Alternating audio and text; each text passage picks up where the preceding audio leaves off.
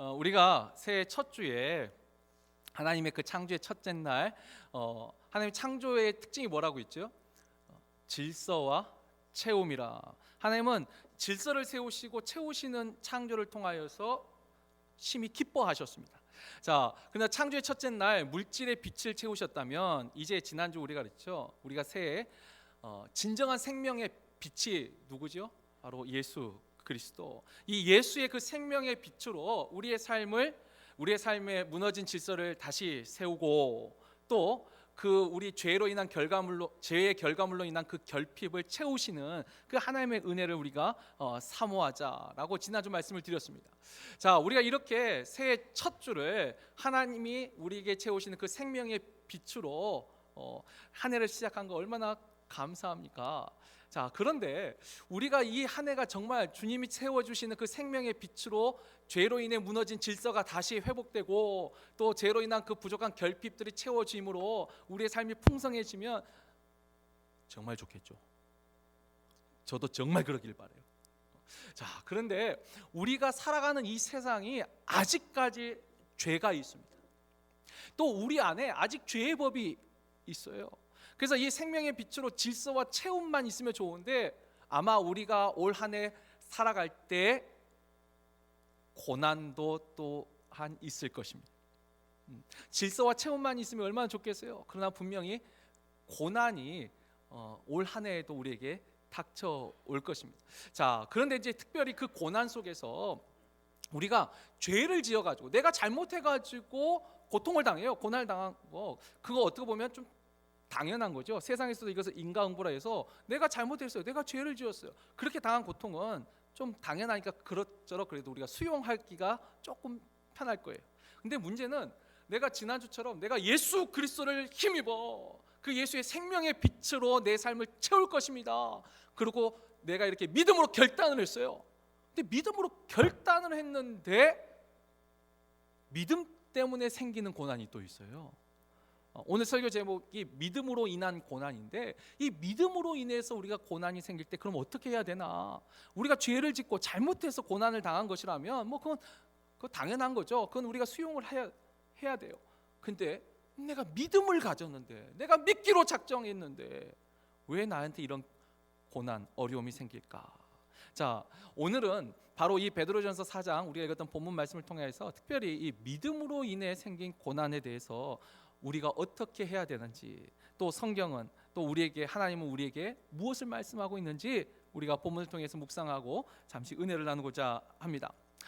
먼저 우리가 집중해서 살펴볼 오늘 말씀은 이제 1절에 나와 있어요. 1절을 보면 그리스도께서 이미 육체의 고난을 받으셨으니 너희도 같은 마음으로 갑옷을 삼으라. 이는 육체의 고난을 받은 자는 죄를 그쳤음이라. 자, 먼저 그리스도께서 이미 육체의 고난을 받으셨다. 자, 주님이 받으신 육체의 고난이 있어요.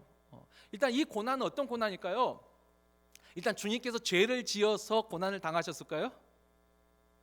그건 아니겠죠. 그러면 주님이 당한 육체의 고난이 어떤 고난일까? 이 베드로가 먼저 앞에 2장 19절에서 24절에 이 주님이 당하신 고난에 대해서 설명을 해놨습니다. 우리 한번 이거 교독해 보죠. 제가 먼저 읽겠습니다. 부당하게 고난을 받아도 하나님을 생각함으로 슬픔을 참으면 이는 아름다우나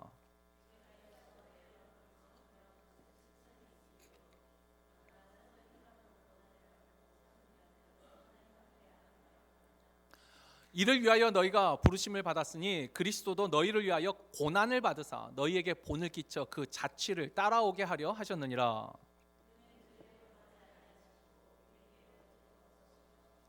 욕을 당하시되 맞대어 욕하지 아니하시고 고난을 당하시되 위협하지 아니하시고 오직 공의로 심판하시는 이에게 부탁하시며 친히 나무에 달려 그 몸으로 우리 죄를 담당하셨으니 이는 우리로 죄에 대하여 죽고 의에 대하여 살게 하려 하심이라. 그가 채찍에 맞음으로 너희는 나음을 얻었나니. 아멘. 자, 일단 여기서 19절에 나오는 말씀이 뭐죠? 너희가 부당하게 고난을 당해도, 이 부당한 고난이 나옵니다. 부당한. 아까 죄를 짓고 고난을 당하는 것은 어떤 고난일까요? 죄를 짓고 당하는 고난은 당연한 거예요. 그건 부당한 게 아니고 당연한 고통과 고난이에요. 근데 지금 이 주님이 받으신 고난은 뭐냐면 부당하게 당한 고난. 왜 부당해요? 선을 행함으로 받은 고난이기 때문이에요. 선을 행하면서 받은 고난. 주님이 그 베드로가 말했듯이 주님은 죄가 없으신 분이에요. 죄가 없으심에도 불구하고 욕을 들었어요. 욕함을, 비방을 들었어요. 비난을 당했어요. 비판을 당했어요. 그런데도 주님은 어떻게 하셨어요? 그 고난을 참으셨어요. 부당한 고난이지만 참으셨어요. 일단 그래서 다시 이제 돌아갑니다. 오늘 4장 1절에 그리스도께서 이미 육체의 고난을 받으셨다 할 때 주님이 받은 고난은 어떤 고난이에요? 짧게 요약하면 이거예요. 부당하게 선을 행함으로 받은 고난. 그리고 이 부당하게 선을 행함으로 받은 고난은 또 이 고난이 어떤 고난이에요? 믿음으로 인한 고난을 말합니다. 자, 이것을 다시 이제 베드로 4장 2절로 봅니다. 그리스도께서 이와 같이 육체의 고난을 받으셨으니 너희도 같은 마음으로 갑옷을 삼으라. 이 말은 뭐냐면 너희도 육체의 고난을 당할 때 같은 마음으로 이겨내라. 근데 여기서 이 너희가 뭐냐면 베드로의 이 편지예요. 이 베드로 전서가 이 편지를 받는 교회죠. 이 교회도 지금 육체의 고난이 당하고 있었다라는 거예요. 실제로 이 베드로가 편지를 쓰던 시대가 언제냐면 로마의 네로 황제가 이제 대규모로 기독교인을 박해하기 바로 직전이에요. 여러분 로마가 기독교를 박해할 때 모든 황제가 다 박해한 게 아니에요. 이 로마 황제 중에 특별히 10명의 황제가 기독교를 정말 대규모로 핍박을 했어요. 근데 그 첫 스타트 주자가 누구냐면 네로예요. 그래서 이제 네로 다음에 이제 그 8대 황제 이제 도미티안 또 트라이안 황제 이래서 10명의 황제가 이제 특별히 기독교를 심하게 이제 박해를 하는데 하여튼 이 첫 번째 네로 황제가 이제 기독교인을 박해를 시작해요. 뭐 네로에서 가장 유명한 사건은 이 네로가 로마에 있다 불을 지르잖아요. 그 로마의 빈민가. 그래놓고 그것을 누구와 불을 질렀다고요? 기독교인이 불을 질렀다면서 그러면서 이제 기독교인을 핍박하는데 이미 그 전에 기독교인들에 대한 이제 지금은 아직 그렇게 핍박이 시작되진 않았어요. 근데 시작되려고 이제 준비하는 기간. 그러니까 이제 이 기독교인들에 대한 이제 모함, 이 중상, 이 비판, 거짓이 이제 막 시작되고 있었어요. 그 중에 이제 대표적인 것이 기독교인들은 식인 풍습이 있다. 사람을 먹는다. 왜요? 성찬식이 있잖아요. 우리가 성찬식 할 때마다 이것은 내 몸과 내 살과 내 피라는 말. 그 말을 그냥 이 기독교인들은 사람의 살과 피를 먹는구나. 말도 안 되는데 그 말을 이게 사람이 한 사람, 두 사람, 세 사람 말하면 말도 안 되는 말이 말처럼 들려요. 이게 사람이에요. 그렇게 말을 했어요. 또 이 기독교인들은 황제 숭배를 거절하는 사람이라 그래서 이 사회를 반적대 세력, 반사회적인 세력이라 로마 황제를 대적하는 사람들이야. 이런 말들을 하고 있었어요. 그러면서 이 기독교인들을 박해할 때 실제 기록을 보면은 그렇죠. 이 기독교인들한테 시장 출입을 금지를 해요. 시장 출입을 금지한 건 물건 사지 말라는 거예요. 근데 목욕탕 출입을 또 금지해요. 왜 목욕탕 출입 금지한 게 뭐냐면, 그러니까 이건 병들어 죽으란 소리예요. 시장 출입을 금지한 건 굶어 죽으란 소리고, 그러니까 위생과 이 식량의 문제를 처음에 그렇게 시작했어요. 그리고 나중에는 어떻게 우리가 잘 아듯이 콜로세움에서 맹수의 밥으로 던지고 검투사에게 던지고 또 이 네로가 완전 사이코인데 그 콜로세움에서 검투사 그 경기를 할 때 기독교인들 살아있는 채로 기독교인들 몸에 탈을 붙이고 불을 붙여서 인간 횃불로 야간 경기를 했어요. 그리고 맹수하고 검투사한테 줄 때 기독교인한테 흰 세마포, 그러니까 흰 옷을 입혀요. 그러면 사자가 촥 하면 어떻게 하겠어요? 피가 촥 퍼지잖아요. 근데 그걸 보고 시를 쓴 거예요. 이 네로의 시가 그렇게 남아 있어요. 촥 퍼지는 이 피의 꽃이요. 그다음에 이 기독교인들이 근데 산채로 불을 붙였으니 얼마나 괴로워요. 그 연기와 그 냄새와 그다음에 이 신음 소리, 고통의 그 울부짖는 소리, 그걸 들으면서 막 시를 쓴 사람, 영감이 떠올랐다. 보통 사이코가 아니에요, 이 네로가. 근데 아무튼 우리가 그걸 보면서 이제 그와 같은 이제 시대로 들어가기 전에 이미 이제 기독교인들에 대해서 이런 거짓 중상들이 있어요. 그러니까 뭐죠? 이제 부당한 고난이 지금 시작되고 있었던 시기예요. 아닌데도 이 사람 저 사람 몇 사람 말하니까 진짜처럼 들리는 거예요. 그러면서 사람들이 기독교인들을 이제 배척하고 싫어하게 되는. 자, 그와 같은 시기에 지금 베드로가 이렇게 편지하는 거죠. 주님도 부당하게 고난을 당하셨다. 근데 너희도 그 주님과 같은 마음으로 지금 너희도 지금 부당한 고난을 당하는 거예요. 예수 믿는다고 해서 우리가 진짜 우리가 사람 잡아먹어요? 식인 풍습이 있어요? 그 로마의 그 사회를 흔드는 적대 세력이에요? 아니요. 황제를 위해서 기도하고 사회를 위해서 기도하고 연약하고 약한 자들을 구제하고 돕고 섬기려고 하는 것이 기독교인이었는데, 근데 부당한 고난, 선을 행하고 있는데도 부당하게 고난을 당하는 거예요. 근데 베드로가 말하는 거죠. 주님이 그렇게 이미 받으셨으니 너희도 그와 같은 마음으로 그 부당한 고난을 이겨내라 라는 것이에요. 자, 그 부당한 고난에 대해서 우리가 성경 한 구절 더 읽죠. 히브리서 11장 36절 37절 말씀, 여기에도 제가 아까 말한 것이 성경에도 비슷한 기록이 남아 있어요. 한번 같이 읽어볼까요? 다 같이 읽습니다. 또 어떤 이들은 조롱과 채찍질뿐 아니라 결박과 옥에 갇히는 시련도 받았으며 돌로 치는 것과 톱으로 켜는 것과 시험과 칼로 죽임을 당하고 양과 염소의 가죽을 입고 유리하여 궁핍과 환난과 학대를 받았으니. 이게 여러분 히브리서 몇 장에 있어요? 11장 믿음장에 있어요. 믿음을 가졌는데 이런 일을 당하니. 톱으로, 여러분 살아있는 사람 톱으로 켠다고 생각해 보세요. 얼마나 끔찍해요. 사도 바울도 맹수와 내가 에베소에서 싸웠더라면, 이미 사도 바울 시대에도 맹수와 사람을 경기를 시키는 그 스포츠, 로마에서는 스포츠죠. 그와 같은 일들이 있었어요. 그런데 이와 같이 믿음 때문에 생겨난 고난, 죄로 인한 고난이 아니에요. 그래서 오늘 보면 4절 하반절에 보면은 이러므로 너희가 그들과 함께 그런 극한 방탕의 다름질을 하지 아니하는 것을 그들이 이상히 여겨 비방하나. 아까 지금은 비방 수준이에요.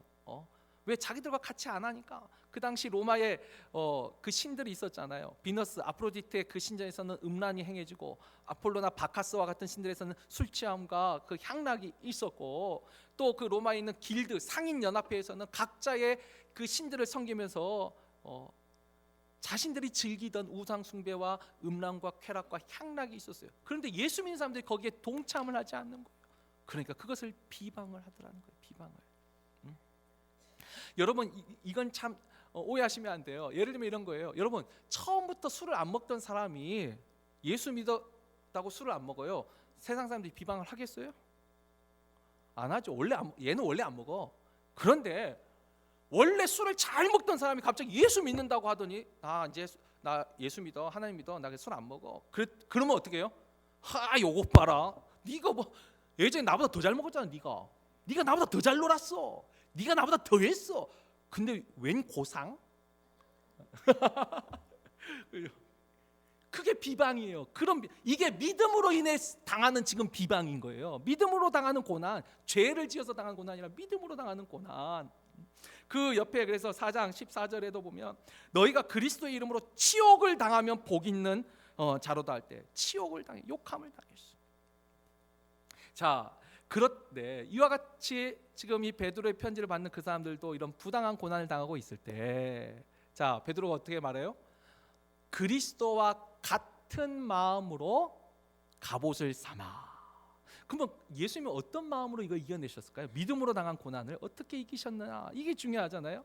자, 여기에 대해서는 아까 우리가 읽었던 2장 23절 24절 말씀을 다시 한번 봅니다. 23절을 보시면 특별히 23절 하반절에 어떻게 하죠? 오직 공의로 심판하시는 이에게 부탁하시며. 자, 선을 행했는데 욕을 당해요. 계속 비난을 당해요. 위협을 당했어요. 그런데 여러분 그 일 자체가, 이건 우리가 이럴 때 억울한 거죠. 그 일 자체를 선이라고 말하지 않아요. 그건 분명히 잘못된 거예요. 그런데 그 잘못된 것을 어떻게 했어요? 주님은 공의로 심판하신 이 누구시죠? 하나님께 부탁하셨어요. 하나님이 아시죠? 하나님이 다 듣고 계시죠? 보고 계시죠? 알고 계시죠? 하고 하나님한테 맡기신 거예요. 오늘 우리가 읽었던 본문에는 5절에 그 말씀이 나와죠. 5절에 보면 그들이 산자와 죽은 자를 심판하기로 예비하신 이에게 사실대로 고하리라. 그러니까 지금 우리가 부당한 고난을 당하고 있어요. 믿음 때문에 부당한 고난을 당하고 있는데 그 고난에 대해서는 공의로 심판하시는 이 산자와 죽은 자를 심판하시는 그 이에게 우리가 부탁하라는 거예요. 주님도 그렇게 하셨으니까. 자, 그렇게 부탁하신 다음에 그 다음에 어떻게 하셨어요? 주님 다시 이제 24절로 가보면 친히 나무에 달려 그 몸으로 우리 죄를 담당하셨으니, 여기서 친이라는 건 직접 스스로 나무에, 이 나무가 어떤 나무죠? 십자가. 그 십자가에 달려 우리 죄를 대신하셨어요. 왜요? 그것이 하나님의 뜻이었기 때문에. 그러니까 이건 뭐죠? 내가 부당한 고난을 당했지만 그 부당한 고난에 대해서는 하나님이 심판하실 거라고 하나님한테 맡기고, 지금 나에게 주신 그 하나님의 사명, 하나님의 그 주권과 하나님의 섭리를 내가 신뢰하고 내게 주신 그 사명, 하나님의 말씀, 하나님의 뜻에 순종하셨다. 이게 그리스도의 마음이에요. 부당한 고난을 당하실 때 다시 말해요, 주님은 어떻게 해요? 공의로 심판하시는 이에게 그 모든 억울함은 맡기고 나에게 주신 그 말씀과 사명에 순종하셨다. 이게 그리스도의 마음. 자, 그렇다면 그와 같은 마음으로 갑옷을 삼아야 되는 이제 성도들, 우리들은 어떻게 해요? 우리도 똑같아요. 부당한 고난을 당했을 때 그건 하나님 보고 계시죠? 하나님 듣고 계시죠? 하나님 알고 계시죠? 맡기세요. 맡기고 중요한 건 나에게 향하신 하나님 뜻에 내가 순종하는 거예요. 주님이 그렇게 하셨으니까 우리도 그렇게 하라 권면하는 것입니다. 자, 이와 같은 이 권면이 앞에 이제 3장 5절에 보면 예를 들면 베드로가 예를 들었어요. 적용을 했어요. 이렇게 적용하죠. 아내한테 적용할 때 하나님 앞에 거룩한 부녀들, 그러니까 믿음을 가진 부녀들은 하나님께 소망을 두고 자신의 남편에게 순종하였다. 여러분, 이게 쉽게 말하면 이런 거예요. 남편이 잘해서가 아니에요. 남편한테 소망이 있어서가 아니에요. 표현이 좀 이상해요. 근데 이제 그런 거예요. 남편이 정말 잘하고 남편한테 소망이 있어서 그 남편의 말에 순종한 게 아니고 하나님께 소망을 둔 거예요. 그래서 내가 남편한테 볼 때 참 뭣도 아니요. 그렇지만 하나님한테 맡기고, 남편은 하나님한테 맡기고, 하나님이 우리에게 원하시는 뜻, 하나님이 세우신 질서가 뭐죠? 여러분, 이건 하나님의 말씀이에요. 여자의 머리는 남자예요. 여자를 창조하신 것은 돕는 자로 창조하셨어요. 그게 하나님의 질서예요. 그래서 그 말씀에 순종하는 거예요.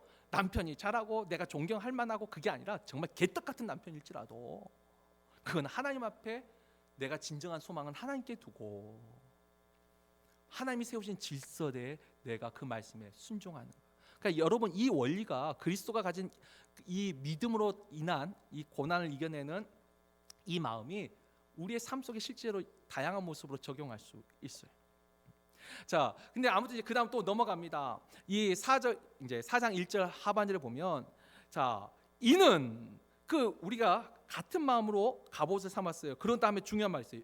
육체의 고난을 받은 자는 죄를 그쳤음이니. 자, 여기서 말하는 육체의 고난은 아까 다시 말합니다. 죄를 짓고 당하는 고난이 아니에요. 믿음으로 인한 고난이 지금 여기서 말하는 육체의 고난이에요. 근데 이와 같이 믿음으로 우리가 이와 같은 고난을 당하면 뭐예요? 죄를 그쳤다. 근데 이 죄를 그쳤다는 말이 죄를 더 이상 안 짓는다는 말일까요? 여러분, 믿음으로 고난 당하면 더 이상 죄를 안 짓나요? 대답이 없으시네요. 이 죄를 안 짓는다는 말이 아니에요. 이 정확한 헬라어나 이제 번역을 하자면 이런 거예요. 우리가 믿음으로 인한 그런 고난을 받았으면 죄의 사슬로부터 우리가 풀어져서 죄의 사슬이 끊어져서, 그래서 우리가 새번역 성경은 이걸 좀 더 쉽게 번역을 했어요. 이렇게 번역했어요. 그러니까 믿음으로 인한 육체의 고난을 받은 사람은 이미 죄와 인연을 끊은 것입니다. 죄와 인연을 끊었다는 거예요. 죄를 짓지 않는다는 게 아니라, 예전에는 죄와 인연이 있어요. 우리가 죄의 사슬에 꽉 묶여 있어요. 그러니까 우리는 어떻게 해요? 죄를 짓고 살 수밖에 없었어요.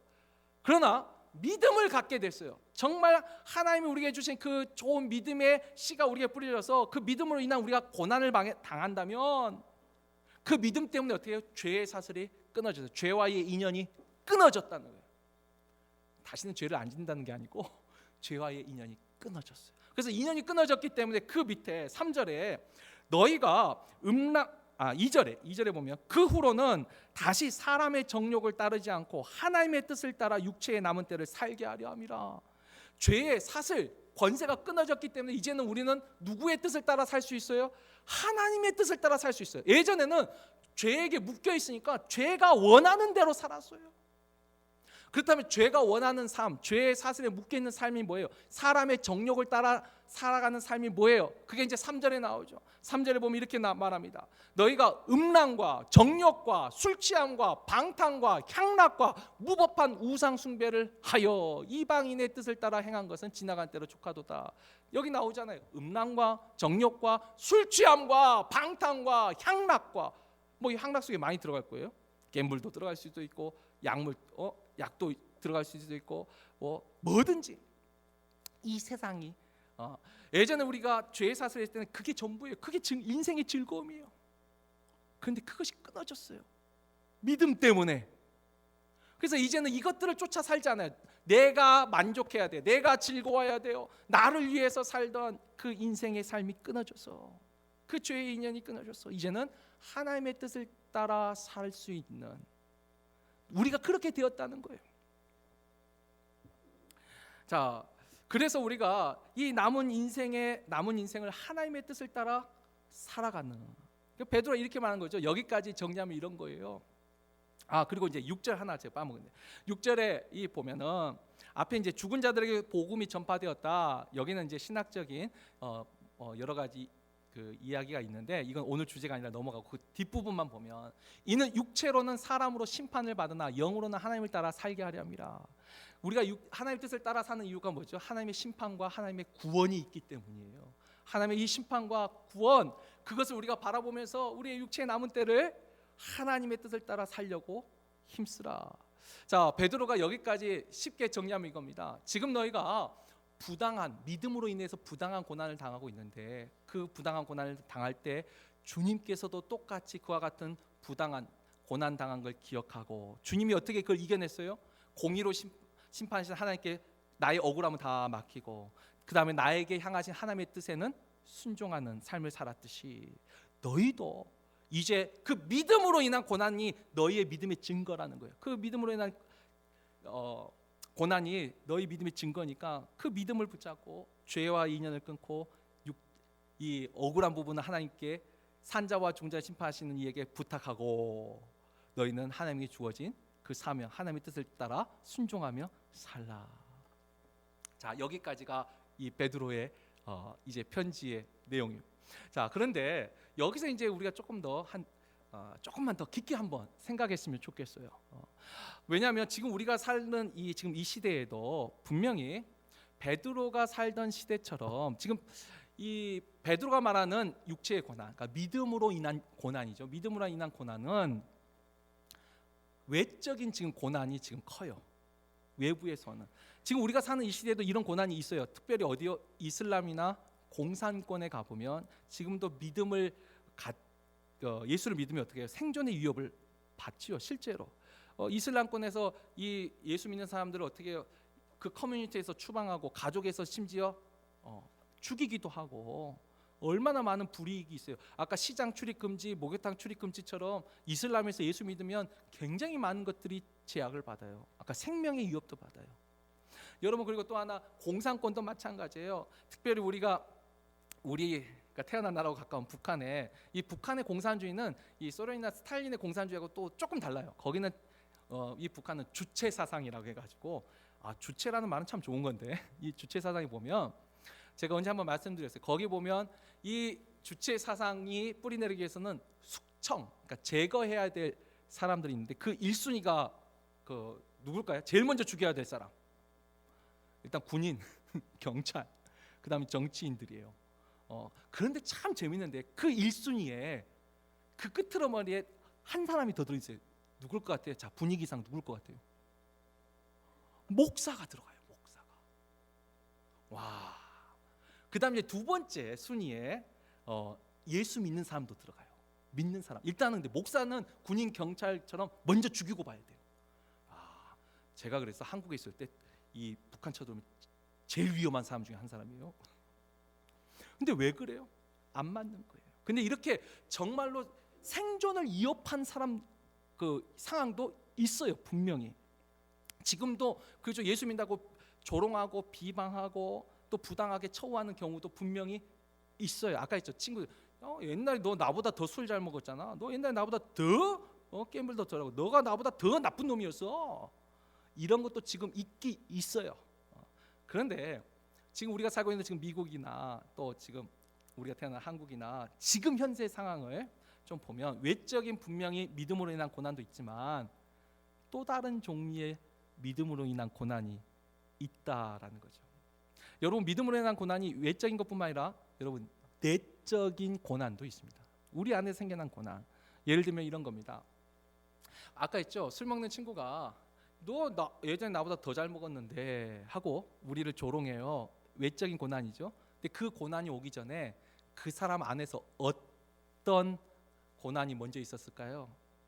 이 사람이 예수를 믿었어요. 예수를 믿었더니 아무래도 내가 이거 이제 끊어야 될 것 같아. 안 먹어야 될 것 같아. 이게 뭐죠? 내 안에 내적인 갈등이 생긴 거예요. 예전에는 너무 자연스러웠어요. 일요일은 자 오늘은 무슨 날이에요? 썬데이, 할러데이, 빨간 날, 쉬는 날이에요. 쉬는 날은 뭐하러 다녀야 돼요? 내가 좋아하는 것 즐기러 다녀야죠. 골프도 치고 갬블도 하고 마시고 친구들도 만나고 여행도 가고 그 날이에요. 근데 예수를 믿고 났더니 지금 오늘이 무슨 날이 된 거예요? The Lord's Day, 주일이 된 거예요. 주님의 날이 된 거예요. 주님의 날이 되니까 어떻게 내 안에 예전에는 그게 고통이 아니었어요. 그게 고난이 아니었어요. 이 고난이라는 뜻이 그렇게 고통스러운 거예요. 갈등이 생긴 거예요. The Lord's Day, 나 교회 가야 되는데 내 안에 뭐가 생겨요? 절제가 생겨나요. 내 안에 갈등이 생겨나요. 여러분 그것이 내적인 믿음으로 인해 생긴 고난이. 또 때로는 뭐가 있어요? 내가 예수 믿으니까 예수 믿어야 되니까 뭐예요? 참아야 되는 일들이 많이 생겨요. 옛날에 한국에 김익두 목사님이라고 유명한 깡패 목사님이 있어요. 이분이 깡패 이거였어요. 짱이었어요. 근데 이분이 예수를 믿었어요. 그랬더니 예전에 같이 놀던 깡패들이 찾아와가지고 야 네가 뭔데 목사야. 이제 목사가 됐어요.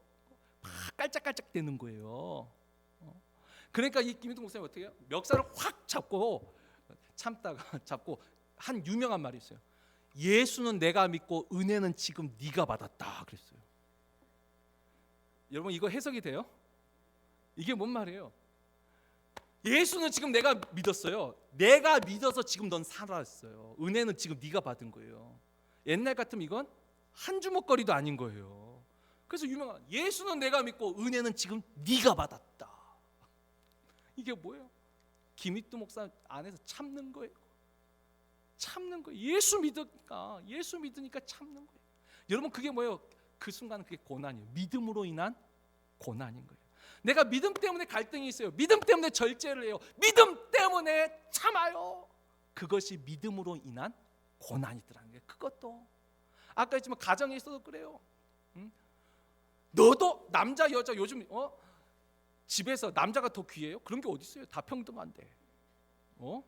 어찌 보면 내가 너보다 돈 더 잘 벌어. 내가 너보다 더 열심히 해. 내가 너보다 더 똑똑해. 그런데 예수를 믿었는데 하나님이 말씀하신 거예요. 또 하나님이. 그래서 어떻게 해요? 네, 순종하는 거예요. 그게 고난이에요. 믿음으로 인한 고난이에요. 여러분 이런 고난도 있어요. 내 쪽에서 일어나는 고난, 이게 믿음으로 인한 고난이 있어요. 또 믿음으로 인한 고난이 어떤 고난이 있을까? 여러분 사명을 감당할 때 오는 고난이 있어요. 사명. 주님이 우리에게 맡기신 사명이 있어요. 자, 이것을 사도 바울이 자주 쓰는 표현을 하자면 사랑의 수고함이 있어요. 사랑의 수고. 이 사도 바울의 편지에 보면 사랑의 수고를 듣고 사랑의 수고를 감사하는 표현이 참 많아요. 이게 뭐죠? 자, 하나님 우리에게 직분을 주셨어요. 오늘 우리가 재직 세미나도 할 때도 올 한 해 동안 계속 나오겠지만 교회 안에 직분을 받았어요. 근데 여러분 이걸 하면서 돈이라도 벌면 안 입고 더러워도 참고 하죠. 근데 이거 돈 받는 것도 아니에요. 뭐예요? 믿음으로 내가 이 직분을 받았어요. 근데 이 직분을 감당할 때 여러분 어떻게 해요? 우리가 직분 감당할 때 정말 기쁘고 감사하고 막 하면 정말 좋겠죠. 저도 그랬으면 좋겠어요. 제가 목사잖아요. 제가 늘 정말 감사와 기쁨과 한의로 저도 그랬으면 좋겠어요. 근데 보세요. 우리가 사명을 감당할 때 아까 했죠. 사명을 감당하려니까 인내하고 견뎌내야 되는 고난이 있더라는 거예요. 고난이 있더라는 거예요. 물론 저는 목회자로서 교회에서 사례를 봤습니다. 여러분이 어떻게 생각할지 모르지만 뭐 사례 때문에 한 건 아닌데 뭐 우리 장로님을 예를 들죠. 주일날 교회를 가야 돼요. 하나님 앞에 예배를 드려야 돼요. 그것이 사명이 돼요. 어떤 사람은 있죠. 나 몸 좀 아프면 교회 안 가요. 나 좀 바쁜 일 있으면 안 가요. 우리 그럴 수 있잖아요. 근데 제 목사가 제가 오늘은 정말 설교하기 싫은 거예요. 안 갈 수 있어요? 또 여러분 목회자의 하나 어려움 하나 말씀드릴까요? 제 자신이 목회자 길 걸으면서 제 건강 관리를 철저하게 안 할 수가 없어요. 제가 몸이 아프다고 오늘 몸이 찌뿌둥한데 예배 못 드리겠습니다 하고 장로님 설교하세요 이렇게 할 수 있어요? 항상 주일에 최상의 컨디션을 유지하기 위해서 늘 이날을 위해서 준비하면서 계속 내 자신을 관리할 수밖에 없어요. 새벽 제단을 쌓기 위해서 다른 방식이 없어요. 나의 모든 저녁의 삶을 다 포기했어요. 늘 그 규칙적인 삶을 살아야지만 이 직분을 감당할 수 있기 때문이에요. 새벽을 깨워서 기도할 수 있는. 근데 이것도 있어요. 여러분 제가 믿음이 좋아서 새벽 제단 쌓는 거 아니에요. 전 제 진심 솔직하게 저는 우리 어머니 믿음에 발 뒤꿈치도 못 잡는다고 생각해요. 우리 어머니는 목사도 아니에요. 사례도 안 받아요. 그런데도 지금 평생 새벽 제단을 쌓으세요. 저는 목사 된 이유를 이렇게 생각해요. 저희 어머니는 목사라는 직분이 없어도 새벽을 깨울 뿐이에요. 그 믿음. 근데 저는 목사 안 됐으면 절대로 전 새벽을 안 깨웠을 거예요. 난 그걸 확신할 수 있어요. 저는 목사라는 이것 때문에 시작했어요. 새벽을 깨우는 거 솔직하게. 근데 그것이 하나님의 은혜로 지금도 그것이 너무 힘들면 어떡하겠어요. 평생 이 고난이겠죠. 근데 정말 다행히 그래도 하나님 그 속에 은혜를 주셔서 처음에는 고난이었어요. 새벽을 깨우는 게 얼마나 세상에 할 일이 많아요. 제가 대학생 때부터 새벽 예배를 시작했는데 뭐 시험 공부, 레포트 얼마나 많아요. 거기다 저는 과외하고 일도 했는데 제가 한 번 그랬죠. 새벽 제다 쓰다가 문고리 잡고 2번 쓰러져 봤다니까요. 술 먹고 필름이 끊어진 게 아니라 저 기도하다가 필름 2번 끊어져 봤어요. 근데 그게 얼마나 고난이에요. 힘들어요. 근데 내가 목사가 돼야 된다는 그 이유 하나만으로 그 순종한 거예요. 근데 그게 이제 나중에는 이제 몸에 배워서 지금은 뭐 그렇게 고난이라고 하지만 적어도 내가 하나님이 주신 직분을 감당할 때 오는 고난도 있더라는 거예요. 내 몸 관리를 해야 돼요. 시간 관리를 해야 돼요. 우리가 할 때마다 다 칭찬만 드려요. 어떤 사람은 힘들게 주방에서 봉사해가지고 막 했더니 이거 짜다는 거요, 싱겁다는 거요. 짜면 물을 붓고 싱거우면 소금 치든지. 근데 꼭 그걸 굳이 또 말로 해요. 또 근데 또 사람이 참 마음이 요상해서 듣고 나면 시험 들어요. 또 말을 안 하면 되는데 그때 또 어떻게 해요? 에이씨 그러면 당신이 알아서 하든지. 때려쳐요? 아니요. 사명을 감당하려면 참아야 되는. 근데 그게 믿음 때문에 생기는 고난이라는 거예요. 믿음 때문에 내가 어디 가가지고 음식을 하나 한들 이런 대접을 받을 필요가 있어요? 싫으면 안 하면 되는 건데. 근데 내가 믿음 때문에. 그래서 믿음으로 인한 고난에는 외적인 박해뿐만 아니라 내 안에 생기는 내적인 고난, 또 하나 내가 주신 사명을 감당하려고 할 때 생기는 고난도 믿음으로 인한 고난이라는 거예요. 사명을 감당하기 위해서 하는 고난. 그렇잖아요. 우리 지휘 집사님도 그렇지만 예전에 가끔 아들 집에 샌디에고도 주일에도 가고 그러셨어요. 근데 이 재정부 직분을 맡더니 이제 주일 안 가시려고 날짜를 다 바꾸시잖아요. 가도 다 해놓고 가려고 하고. 본인에게는 어떻게 이게 처음에는 고난이 될 수 있어요. 그것도 근데 그게 믿음 때문에 생긴 거예요. 또 세 번째 믿음으로 인한 고난이 어떤 고난이냐면 믿음으로 인한 영적인 전쟁이 있어요. 영적인 전쟁. 자, 우리가 하나님 말씀 세 군데 있어요. 두 군데 말씀을 한번 같이 읽어보죠. 마태복음 13장 24절에서 25절 말씀 먼저 읽겠습니다. 다 같이 읽습니다. 예수께서 그들 앞에 또 비유를 들어 이르시되 천국은 좋은 씨를 제 밭에 뿌린 사람과 같으니 사람들이 잘 때에 그 원수가 와서 곡식 가운데 가라지를 덧뿌리고 갔더니, 여러분 이 가라지 비유에서 참 중요한 영적인 원리가 하나가 있어요. 그게 뭐냐면 좋은 씨를 뿌린 밭에 원수가 가라지를 뿌려요. 여러분 좋은 씨를 안 뿌린 밭에는요 원수가 가라지를 뿌릴 필요가 있어요 없어요? 없어요. 어차피 가라지 밭인데 거기에 가라지를 뿌릴 필요가 없어요. 좋은 씨를 뿌렸을 때 원수가, 그리고 이 원수가 뭐예요? 분명히 주님 뒤에 가서 설명하시죠. 마귀가 가라지를 뿌렸다. 자, 요한복음 15장 19절 말씀 또 다 같이 읽습니다. 너희가 세상에 속하였으면 세상이 자기의 것을 사랑할 것이나 너희는 세상에 속한 자가 아니요 도리어 내가 너희를 세상에서 택하였기 때문에 세상이 너희를 미워하느니라. 아멘. 여러분 세상에 속한 사람은 세상이 미워하지 않아요. 그런데 하나님께 속한 사람은 세상이 미워한다는 거예요. 미워한다. 그 미워함이 어떻게 해요? 똑같은 우리 베드로전서 5장 8절 말씀 너무나 잘 알죠. 자, 너희 대적 마귀가, 이 사람이 아니라 마귀가 어떻게 해요? 두루 삼킬 자를 찾아서 우는 사자처럼, 우는 사자가 어떤 사자예요? 배고픈 사자. 배고픈 사자가 먹이를 찾듯이 삼킬 자를 찾으러 다닌다는 거예요. 여러분 믿음으로 인한 세 번째 이 고난의 종류가 뭐냐면 영적인 전쟁이 있어요. 영적인. 내가 믿음을 가졌어요. 그랬더니 어떻게 마귀가 자꾸 거기에 뭘 뿌려요? 의심을 뿌리고 원망과 불평의 씨앗을 뿌리더라는 거예요. 자꾸 가라지를 뿌리더라는 거예요. 대적 마귀가 쭉 보면서 너구나.